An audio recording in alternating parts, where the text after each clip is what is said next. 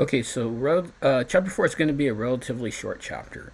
It talks about the masses in America, and this is going to be the last chapter before we um, get ready for the exam. So the exam is going to cover weeks 1 through 4, chapters 1 through 4, including, direct democracy. So let's go ahead and talk a little bit about the masses and some of the things that kind of characterize the masses here in the United States. Okay, so if we go ahead and look at this, our wages have gone up here in the United States, but unfortunately, the thing that has gone up also is the cost of living. So we've seen a growth in wages here in the United States, but also we've seen a growth in the cost of living. So it seems like we can't really get ahead at times. Wage stagnation also occurs at the same time as growth of international trade. Another thing that kind of has affected the American worker are a lot of jobs moving out of the United States due to the lack of regulations that other countries may have. Things that might be regulated are maybe wages, working hours. A lot of stuff that we have here in the United States is going to be regulated, right? You can only work a certain number of hours in a day before they have to pay you overtime and so on, and with worker safety. But we still see a large gap between the rich and the poor here in the United States. You can see that wages gone up. I think this is, like I said, I think this is kind of misleading a bit because it doesn't take into cost the account of living, and it doesn't take into account the cost of living, and especially being here in San Diego, as we all know, it's a very expensive city to live in. Maybe not as expensive as LA or the Bay Area, but still relatively expensive. I think I heard the median home price now is about $700,000. So, generally you're going to need probably two incomes to be able to afford to buy a house like that. It's just kind of the sign of the times. Today, only about 12% of our workforce is unionized. Globalization has really affected union membership here in the United States. Unions have been around for a very long time, but membership has dipped due to things like globalization. Employers have moved businesses out of the country in order to be able to pay workers a less wage, therefore increasing their profits. Immigration is also partially has an effect on it, as immigration into the U.S. feeds a large pool of low-wage workers. And there's a distance between union elites, the people that control the labor unions, and the unionized masses. It's really interesting. Prior to, let's say, probably, right after the progressive era here in the United States, we started to see an increase in unionization among American workers. There were concerns about safety for workers, hours, pay. A lot of that has been addressed by law, right? So, generally, a really basic thing is, say you work an hourly position here in California, you have to be paid a minimum wage, and you have to get overtime after a certain amount of hours. This isn't for everybody, so just kind of keep in mind I'm just trying to focus on what are the more common instances with regards to wages. There might be some people who work for a salary, but it's a thing that there's some detriments, and there's definitely some types of advantages to it, but there's also certain criteria that you have to meet that state puts out to be able to be classified as a salaried employee as opposed to an hourly employee. Now, but what main purposes of unions are now are to collective bargain and also for maintaining discipline. When we talk about discipline, there's a lot of things that go into into the fact if somebody gets into trouble at work. If you're a union member and you have some type of hearing that where discipline might be implemented on you, you have the right to bring a union representative with you.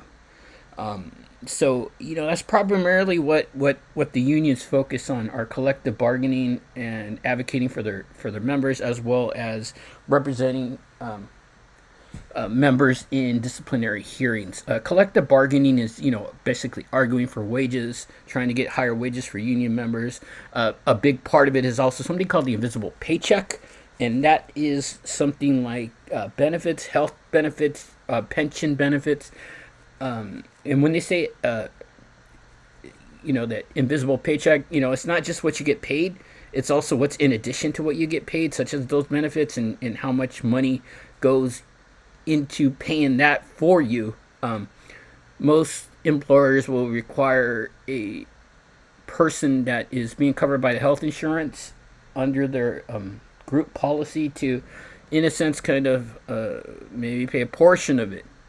And this is a big deal for employers because, this is one way to attract workers, right? You want the best people working for you, and the best way to do that is to maybe sweeten up your benefit package where you may have free health insurance, free dental, free vision, maybe something like a lower contribution to a pension plan. So those are ways that you attract workers. And, to be very, very honest with you, San Diego Community College District has a very generous plan, benefits plan. And it's, it's pretty good. And I know that our union has done a very good job in trying to get, a living wage and acceptable health, dental, vision benefits, as well as pension, life insurance, and so on. There's a lot of inequality in the United States with regards to income. We see a big disparity in between the rich and poor. Usually, female heads of households are strongly correlated with poverty here in the U.S. And what does that mean? There are instances where maybe a woman or even a man may be taking care of a family where the other parent is not participating or not contributing or not around, or maybe is no longer with us, or is, in a sense too, think about it, maybe somebody that has a military parent, that parent might be deployed, and even though there's incomes coming in, there's still instances where it might be tough on the household member that is remaining back here in the United States. But a lot of the second point has to do with poverty, and at times there's going to be the single mother that has to work two jobs to make ends meet, and can't afford to pay daycare for their children and have what are called latchkey kids. It's just another really unfortunate thing that we have here in the United States, especially with the cost of things like rent and mortgage.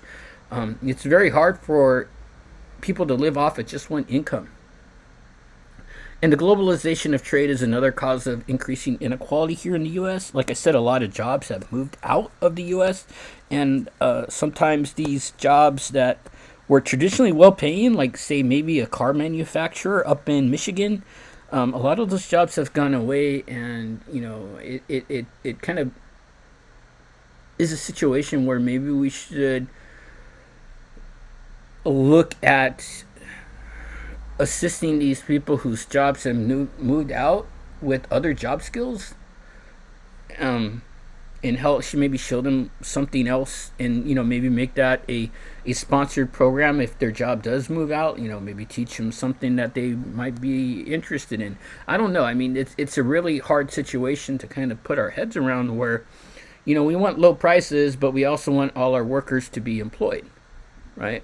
Now, if we move a job outside of the United States, that's going to affect the pricing. Our prices are going to go down because our costs are going to be less to operate outside of the United States regulations and California regulations and stuff like that. But in a sense, it also kind of will put people out of work.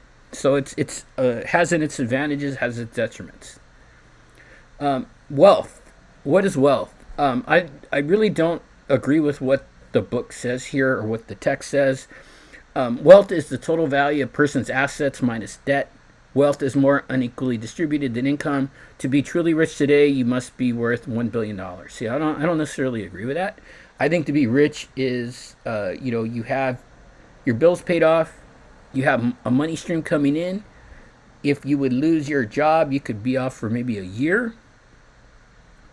Or you could just pick up and go on a trip with money that you're not using on credit, you're using with cash.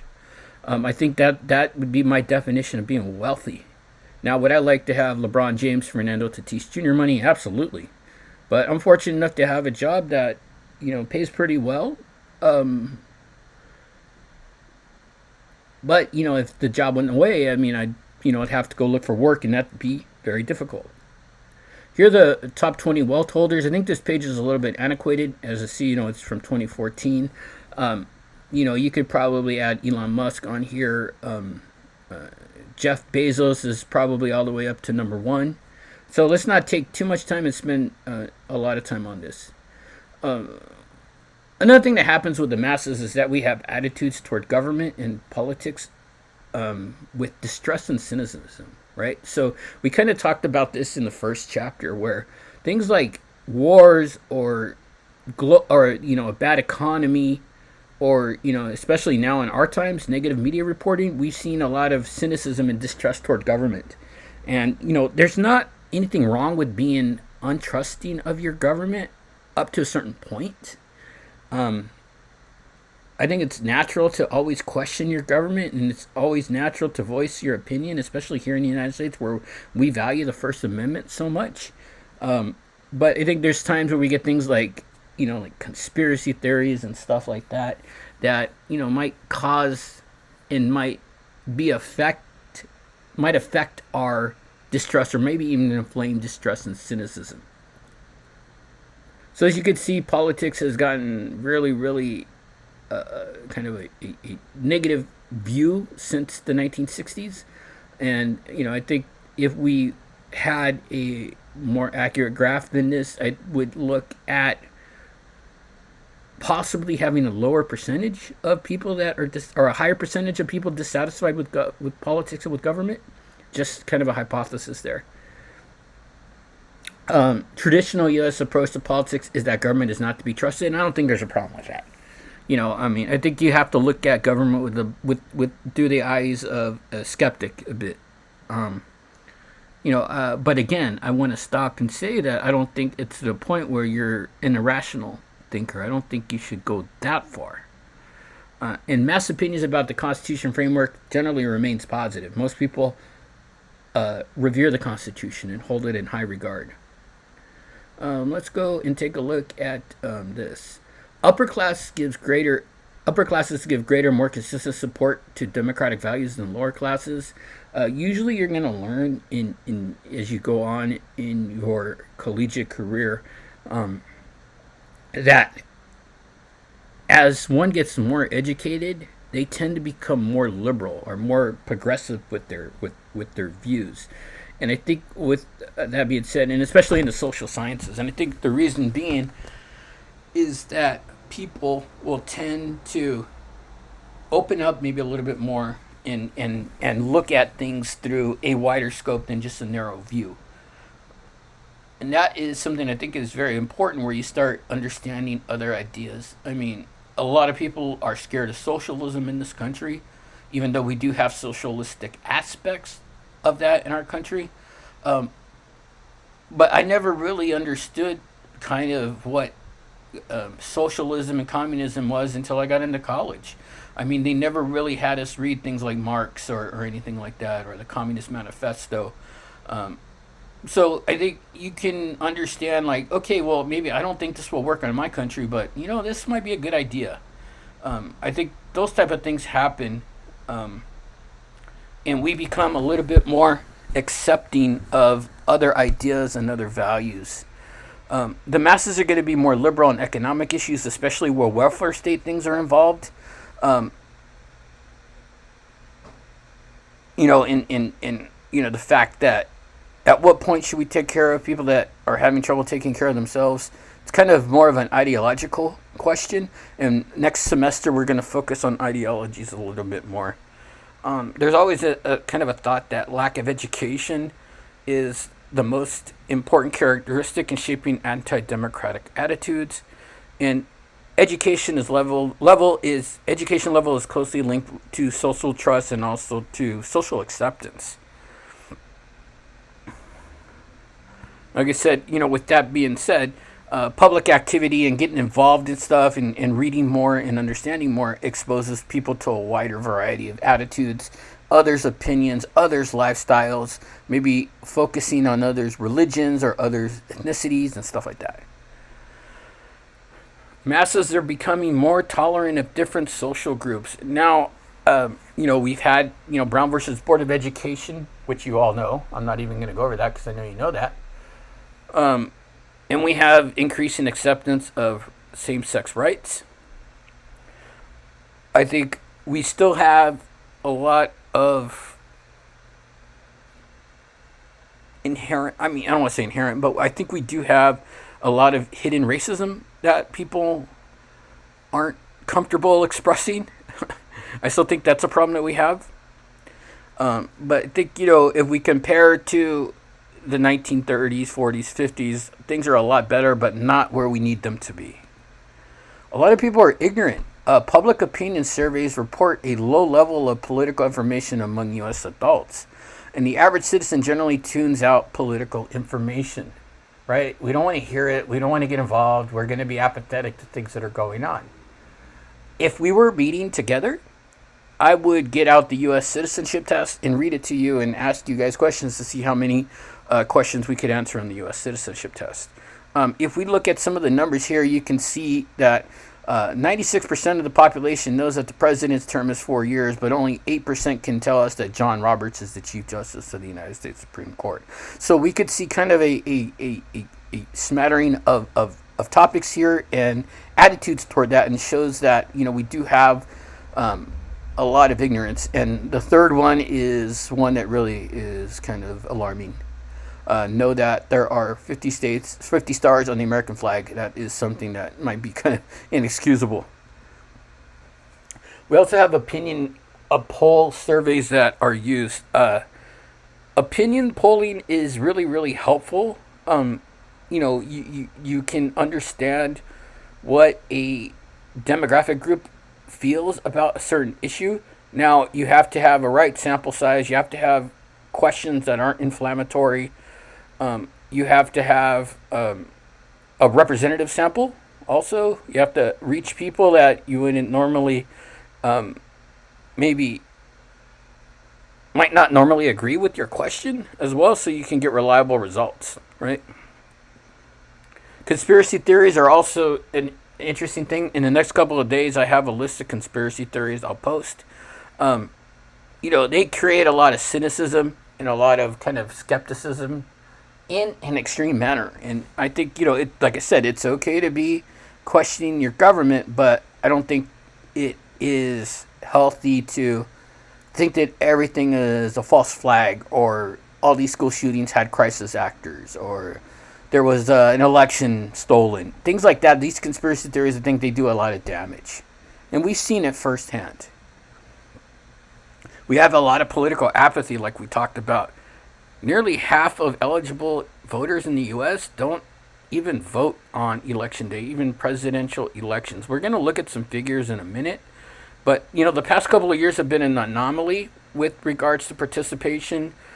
Prior to probably 2018, we saw about a 60% participation rate in presidential elections and a 30% participation rate in midterm elections. We'll look at the figures in a little bit. It's gonna tell us something different when we look at 2018 and 2020.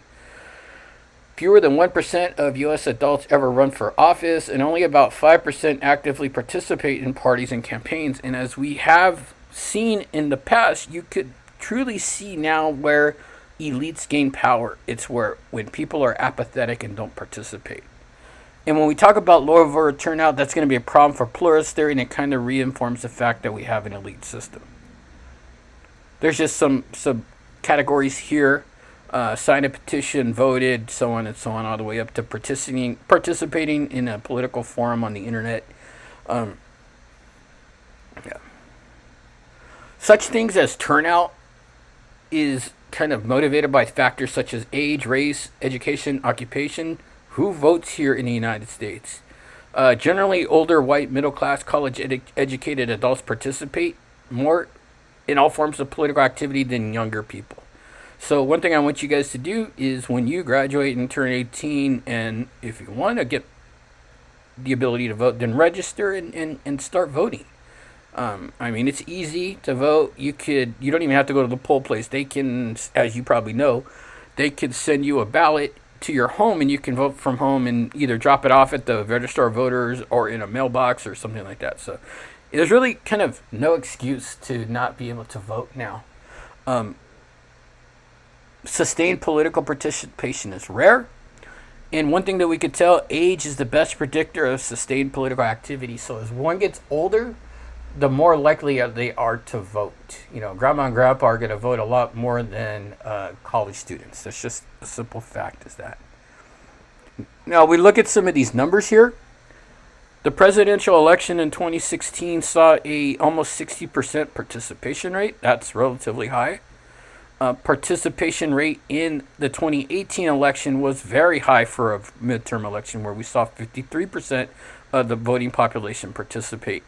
Now, in the 2020 election, we saw 66% of the voting population vote. So while 66 is relatively good, that still means 34% didn't vote.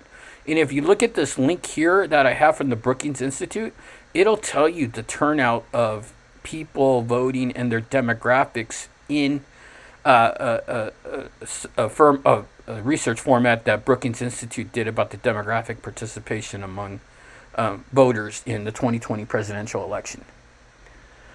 Democratic ideals are going to survive in the U.S. because the masses are generally apathetic and inactive. Sometimes apathy will give way to activism. That's an interesting topic to see. When do people get involved? It's usually when they have a vested interest in something, and that's why people will participate. Sometimes the masses will get upset, right? It'll occur in crises such as a defeat in war, having a bad economy, having people out of work. One way to really upset somebody and to give them anxiety is to threaten their financial security. And I think that's something natural with everybody. Counter elites are mass unrest presents potential serious threats to democratic values. Counter elites generally wish to become elites without going through the existing system of achieving power. Things like coming up like others have in the past. There's also a tendency to resort to violence in order to achieve what the people want or the will of the people. We do have extremism on both sides. We have left-wing extremism. These are people that are usually younger, more educated, but are disillusioned with the system. Maybe something like the Occupy movement that happened in 2010, or some of these animal rights movements that have happened. If we look at right-wing extremism, we see a lot of fascist movements or neo-Nazi movements that exist here in the United States. Things like the Ku Klux Klan. In the 90s, we have militias who are ultra-nationalistic, often racist, often conspiracy-minded politics. And I think that's really extended into what we have now with some of the left versus right thoughts that come up with the Trump people versus the non-Trump people, and kind of what we saw on January 6th and how upsetting that was to us as a country. So we have right-wing extremism. We also have single-issue extremism. This, according to the author, is the greatest threat to democracy in the United States. So we have a lot of terrorist incidents that have been perpetrated by things like these radical animal rights groups, the ones that are anti-fur or anti-testing on people. Sometimes it might be a little bit irrational. And on the other side, we also have anti-abortion activists who have actually killed doctors and nurses. And we've seen the whole kind of the fallout from some of these laws that have been passed in the past couple of years that limit reproductive rights throughout the country. A very real threat to our democracy. One thing that we can also kind of take a look at is throughout the history of our country, anytime we have some type of crisis or military action or war or economic depression, we've seen a repression of rights. We'll focus a little bit more on this later in the semester. One of the biggest things was the Executive Order 9066, which interned Japanese Americans after the attacks on Pearl Harbor. A violation of civil liberties, a violation of the Fifth Amendment, a violation of the 14th Amendment. But we'll talk about that a little bit more when we get to civil rights and civil liberties, and we'll talk about the Hamdi case, and we'll also talk about the Karamatsu case. And we'll definitely talk about the Patriot Act later. So, this is kind of wraps it up. Like I said, this is a short chapter. So go ahead and take a look at this. this is going to be the last chapter before the exam, and we will talk to you soon.